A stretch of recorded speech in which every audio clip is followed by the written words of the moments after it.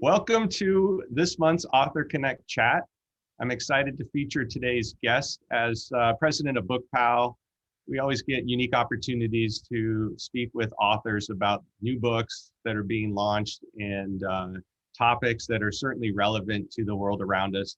Today's discussion is absolutely no exception in light of the pandemic and working from home, employee retention, and the struggles of getting employee engagement.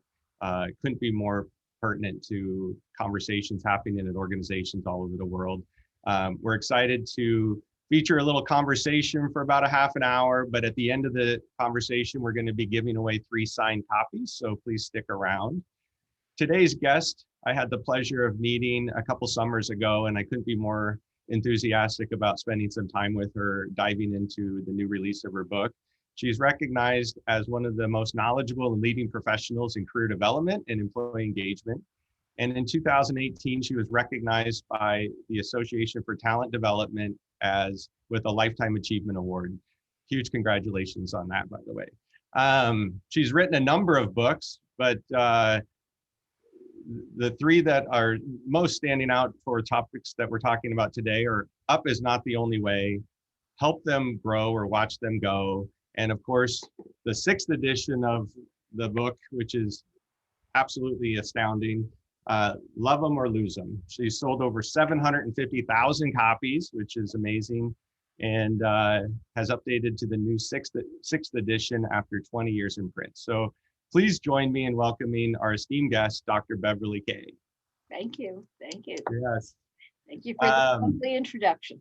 Yeah, huge introduction. You know, we've obviously in the corporate space and organizational sales, we've sold millions of books, and you know, it's absolutely astounding to see a book with the staying power of this title and just the longevity. Most books, you know, have these moments of success and you know, their 15 minutes of fame, and this has had a lot of staying power. What do you think has resonated so well with the topics? You know, what I want to say is because people aren't doing it yet enough. Like, I'm going to tell you for another 20 years to do it. But the major names of the 26 stay the same. What we put into it changes with the time. And this particular book talks a lot about the connect between engagement and inclusion. And probably it's a book for anyone managing remote employees. Which is a lot of companies right now. A lot of companies, right? So when you mention that link between engagement and inclusion, what is that for you? What does that mean? And what is that a change on how that might have been presented in the past? Yeah, I think you know, so the book is written according to the alphabet, because we wanted it to be a practical, open to any page, get an idea of what to do. So many books talk about the why, but don't give busy managers the how. Yeah. This is all, it's a whole how book. And what was your question? It's really maybe the how of inclusion, you know. Right, yeah, that's because right. I think that is a topic that has certainly gained a lot of exposure more recently, and sadly that it's taken this long. But right, how do you think about exactly? And you know, sometimes we use a word like inclusion, and I'm having fun using the word belonging. And you should help everybody feel included and that they belong. And the busy manager says, yeah. How? Yeah. Give me the words. Give me an idea. And so throughout Love 'Em, we give not only the advice, but we say, and here are 5 ideas that you could use. And if you don't like these 5, turn the page and you'll get another 5. And maybe that's the magic. It's not a why book, it's a how book. When you talk to younger managers or managers that want to learn more about creating that environment of belonging, what are maybe one or two strategies that they maybe not normally think about that the book offers them for helping people feel that sense of belonging? You know, the 26 chapters, when we do the training that goes with it, you can't teach 26. Yeah. But we divide them into clusters. And there are 6 or 7 of the alphabet that are part of what we call the growth cluster, that a talent focused leader grows their people. And here's how. Yeah. The second cluster is relationships. And that's another 6 or 7 letters. And we say, and a talent focused leader builds relationships that make people loyal. Yep. And then the third cluster is culture. And we say a talent focused leader builds a culture that people look forward to going to, working in, working with. And those 3 are vital. And when we were asked by our publisher to match engagement and inclusion, we went to diversity thought leaders, because I'm not one of them, but I went to my friends who have written books. And I had the brilliant idea of, we'll build a 4th cluster and we'll call it belonging. Mm-hmm. And I said to my diversity friends, which 5 would you take out of all of these clusters and drop into a belonging cluster? And other than one that they all agreed in, and it was the D for dignity, they all named others, different ones.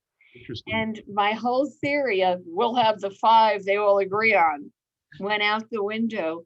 But it taught me that belonging and inclusion means something different to everybody. Yep. So a good manager might say, look, we have a diversity initiative and it's an inclusion initiative. Which one of these 26 would most make you feel included? And that's the chapter they should turn to. And I'll bet you every employee would name a different one. Yep. No one size fits all. Finally, we're saying that.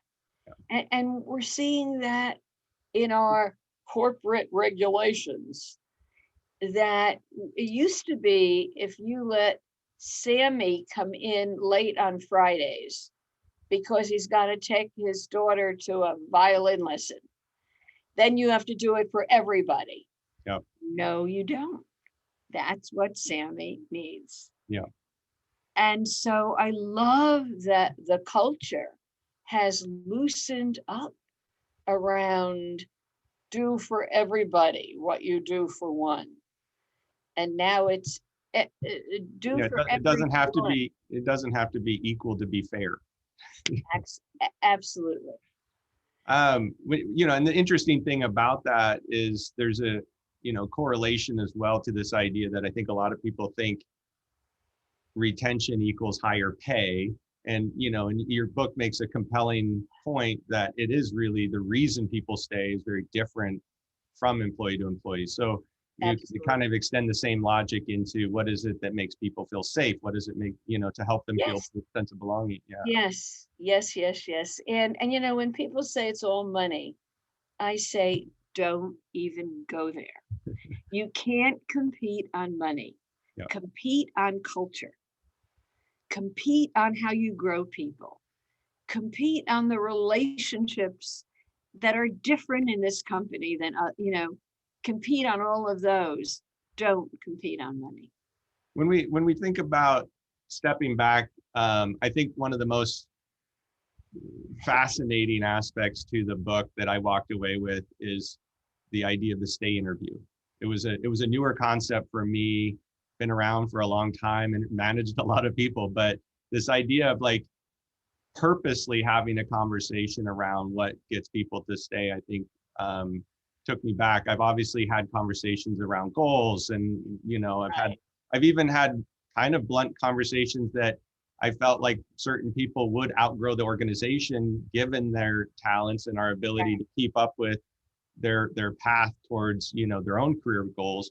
How do people typically respond to that stay interview concept? It's interesting, with a smile. I mean, what I say to an audience, and because we do all this training around it, is we say, when was the last time you as a manager said something like, what can I do to keep you? Yeah. And they all smile at the exit interview. Yeah. And I say, and then it's usually too late. Why don't you ask that very question? What can I do to keep you? When they join. Yeah. You have to re-recruit every recruit.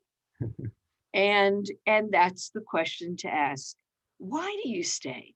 Yeah. I mean, I ask my own team that all the time, and it changes sometimes. Yeah.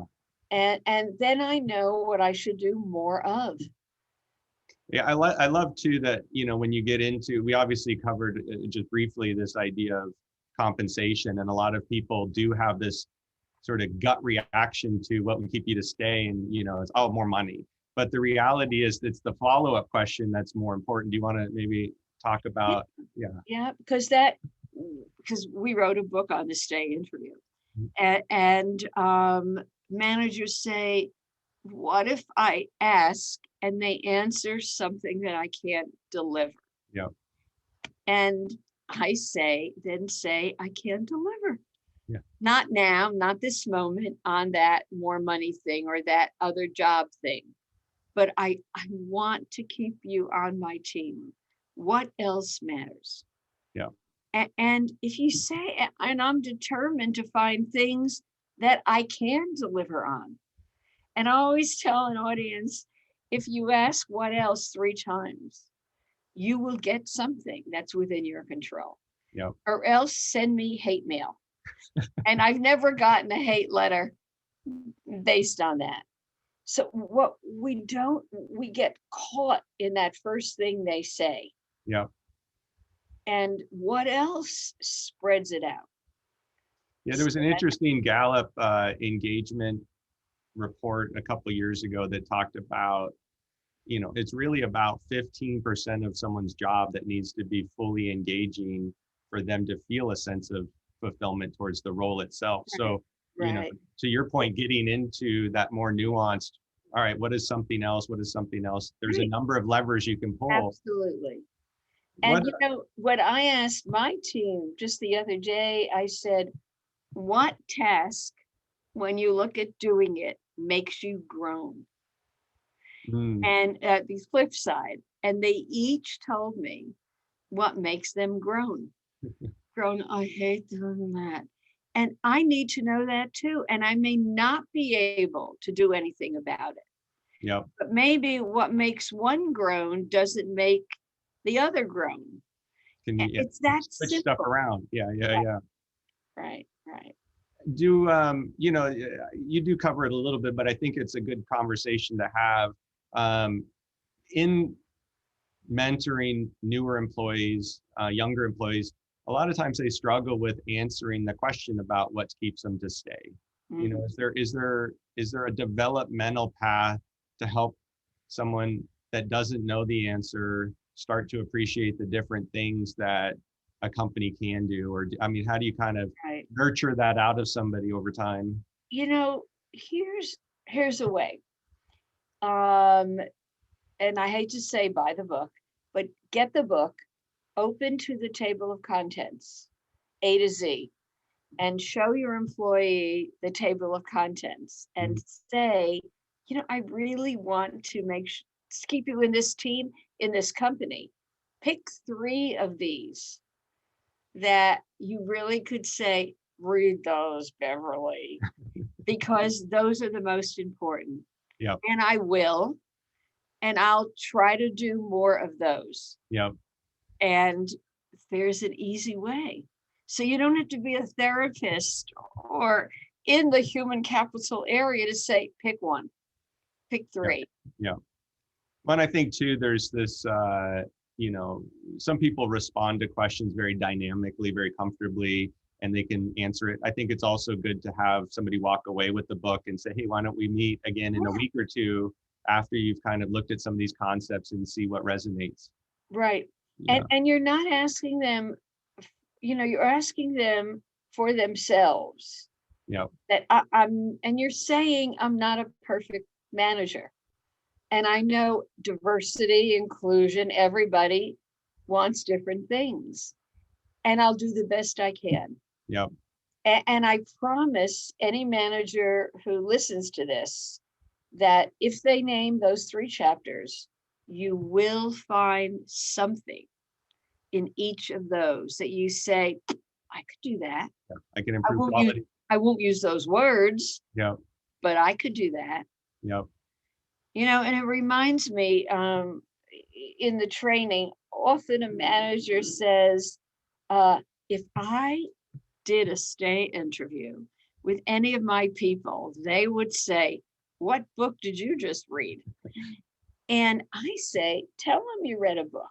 Yeah. Tell them you went to a course, and tell them you did it because you need to learn how to keep talent on your team. Yeah. And it's just like, be honest. Yeah, and I think it's really about the sustaining of the conversation as well versus the flavor of the month. Making this part of one-on-ones is really about, just keeping it on your checklist. Look, these things need to happen on a regular basis. And to your point, things can change. So if you ask one year, it doesn't mean you don't ask the next year. Right. It means right. Exactly. Yeah. Or you could ask about one letter, Yeah. a day, a meaning. Yeah. And go through the alphabet. And if managers say, this is the one that's important to me, that I want for my manager, it kind of opens the door. Yeah. And then I'd say to that manager, you need to talk to your manager. Mm-hmm. I mean, in the ideal, of course, it should cascade down. But it's, it's common practice, uncommonly practiced. Yeah.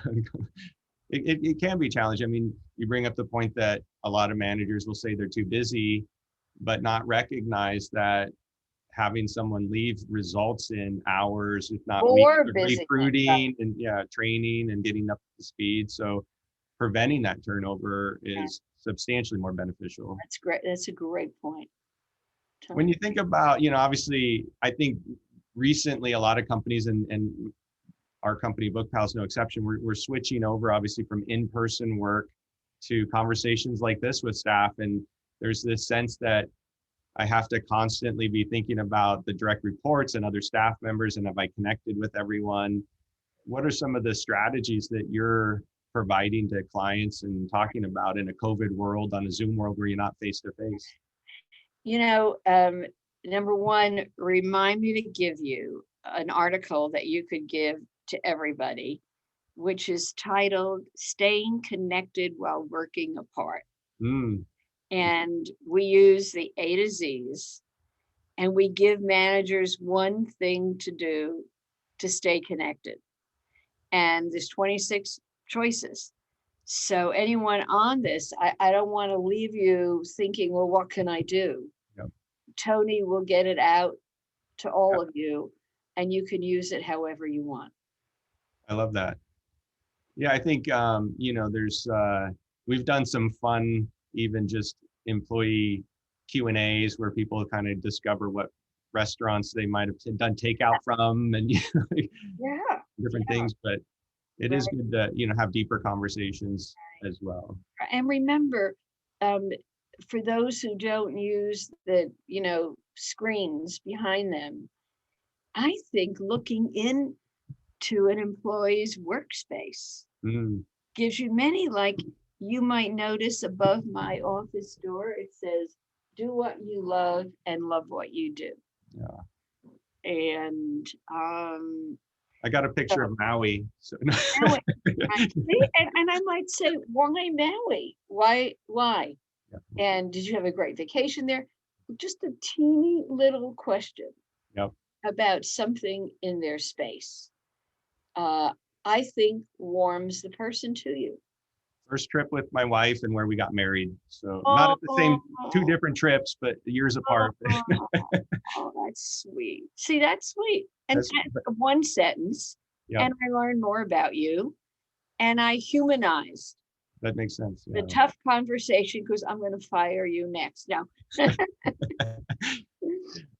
right? When you think about that, though, that's an interesting point. There's you know, the title itself features some really compelling words. You know, when you think about these conversations, there's specific language getting good people to stay. So when we think about good, you know, how do you analyze that in the context of helping employees understand, or leaders understand, you know, what qualifies as good and pushing out the bad? Is And you know, what I say is, I think we all have, leaders have a narrow definition of good. Mm, It's our high potentials. I mean, always when I go into companies to do a talk, I've often said, this is a group of high potentials. And I want to say, well, what about everybody else? You know, because for every hypo, there are 10 times more popos. And popo stands for passed over and pissed off. mm, And I think all our talent is precious talent. So I want good to mean anybody on your team who, if they left, would give you heartburn. yeah. You know, it's interesting too. I think I've changed over the last 10 years, certainly, my definition, where I also won't necessarily qualify someone as bad anymore unless I've spent a significant amount of time nurturing them. I think a lot of managers, you know, will look at what somebody brings into the role and they either make it or fail on their own, where the reality is a lot of people do need some nurturing and mentoring and training to really exhibit their full potential. Do you see that being a struggle at all in your discussions? Yeah. You know, it's hard to get definitions out of our heads. And Mm, you know, where my mind goes into one of the big things now in the field of career, which is my other love, is the idea of internal talent mobility. mm, You know, are we letting our people go to grow and grow inside? Are we importing talent from each other? Are we exporting talent to each other? And I'm a big proponent of hanging on to our talent, but maybe not in my work group. yeah, And that's hard for managers, yeah. really hard. So I think it's part of the whole new way to think about organizational life, to love them. No, that makes sense. You know, I certainly had that experience at a big entertainment company with theme parks, et cetera. You probably guess who. But you know, yeah, I was in a very specific strategic planning group, and there was an opportunity in marketing. But getting those doors open within large organizations, you know, the manager wanted to hire me, but my boss didn't want me to go. And so there's some interesting struggles that Right. a lot of And people do. managers who hoard talent Yeah, are the biggest enemy of internal career mobility. And I get it. You know, if you have some talent and you know how precious they are to you meeting your goals, letting him go is hard. but I And left the organization, so it wasn't. You know, that was a so, bigger loss. yeah, That's it. that's exactly. So then, you know, that's the other negative, is it's a little short-sighted. Right. Right. And the word stay for me means maybe not stay in your work group, Mm, but stay in the enterprise. yep. And I think every manager has to think about the enterprise as The well as greater their good. own, right, the greater good. Yeah, I never thought of you, the greater good. I'm writing that down. Right? No royalties needed. Okay, good, good. So As now we, I think it's true. I hope the book lasts another 20 years.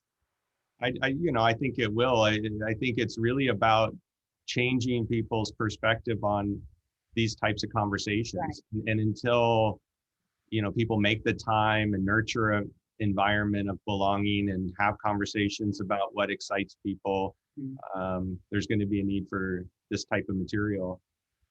When you think about, I think we covered off a little bit, but I'd love to just go back to it is, 20 years ago when this book first launched and now, what do you think fundamentally shifted about the book?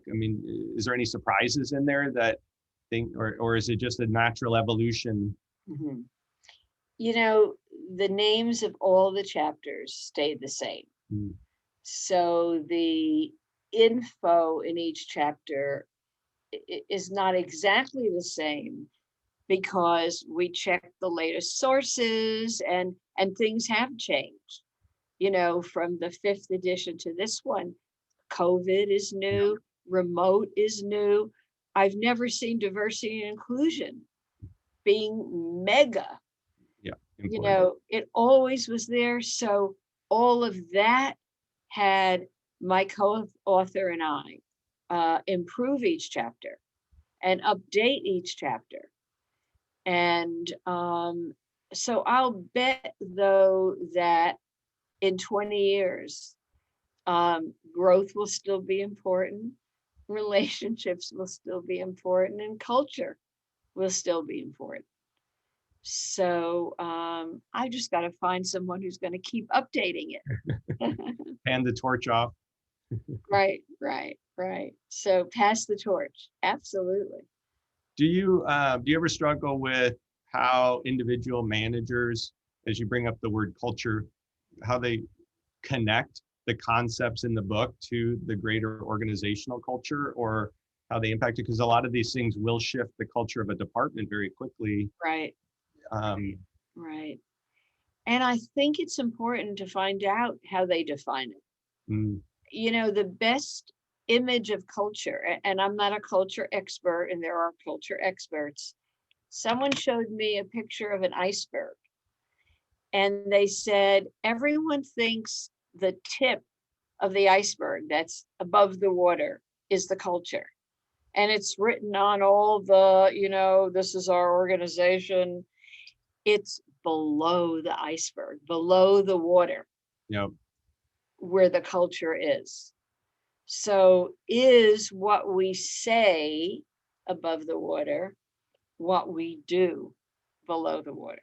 Yeah, that's fundamentally, I think one of the things that gets missed. What's interesting is there was a great conversation we had in one of my leadership groups about culture as it relates to the RitzCarlton, and they have their essentials that they talk about at every meeting that define the culture. And I think, there's a real practicality to what you described earlier of saying, every one-on-one, we're going to cover one topic. And it's similar to the importance that the RitzCarlton places on their essentials, where every conversation every day involves one of these essentials. Right. And you can make it part of a cultural change that has permanency because of the cadence. Exactly. Yeah. So fantastic. Tony, you must be a good leader. I like to give myself pats on the back. Sometimes my staff do as well. But, I think for any leader, though, we do struggle when we've had employee turnover. And I think, going through and really revisiting some of the conversations I had with previous staff that I did lose, I think the book also provides a great career perspective to say, did I have any of these specific conversations with people to give them the opportunity? Because as you said, once the exit interview comes, it's too late. So, I think the part that for me, that stay interview question around, knowing, I've always, I think, taken a perspective that employees will at times come and go. It's a perfect scenario to believe that everybody who hires a lifetime employee. So we have to acknowledge the reality that some people will come into the organization and leave. But I think we can take it a step further to have the actual conversation around what is it that is keeping you and what are we needing to improve on. Right. It's a difficult conversation at times, because until you've done it a few times and know that it's working, Right. you get a little feared on what the answer is going to be. Right. Right. Exactly. And knowing that you can say, I can't deliver on that. Yeah, that's Just okay. that simple. Yeah, but I can't. Let's have. What else would there be? And What then else? yeah, exactly. What Asking else? what else? What Right. else? Right. As we finish up on a half an hour here, is there anything that maybe parting wisdom that you want to share with the audience? Um, you know, just that it's not, I hate to say it because my husband's a rocket scientist. It's not rocket science. But to a rocket scientist, it is. Interesting. Yep. I never thought about saying that. And it's, how you treat people. Mm, And maybe it's, do you notice? Do you even notice the frown or they had a bad anything? Do you notice? Or what are you noticing? yeah. And around noticing, I say, well, it's one thing to notice, to recognize. I just put it in your head. It's better if you recognize and then verbalize. Mm, Here's what I'm seeing. And it's best if you recognize, verbalize, and mobilize. Like, on here's it. what I think I can do. Yeah. I love So, that. If anybody listening wants to get a hold of you, do you have a website for them yep, to? it's just bevkaye.com. Simple enough. And we do some great training and we'll have some great conversations. Yeah, that's awesome. And for anybody interested in either Love 'em or Lose 'em or one of Bev's other titles, feel free to email sales@bookpal.com, and we will certainly help organizations with group purchases for that book. If you're interested in watching a recording of this or sharing it with staff members, it will be live on YouTube and the website within the next week or so. So I'm, super excited to have spent some time with you today, Bev. We are looking at 3 names here for winners of signed copies. So congratulations to Kristen I, Todd S, and Ava J. We will be getting those in the mail over the next week and a half or so. And we'll reach out to you for shipping addresses. So please keep an eye on email to provide addresses to send those to. Coming up on March 17th is our next Connect chat with author Kim Scott, who wrote Radical Candor, who she's going to be talking about Great. building a workplace that supports inclusion and diversity. So more on that great topic. And thank you so much, Bev. It was a real pleasure to spend some time with you today. You are very welcome. Thank you. Thank you. Take care, everyone. Bye-bye.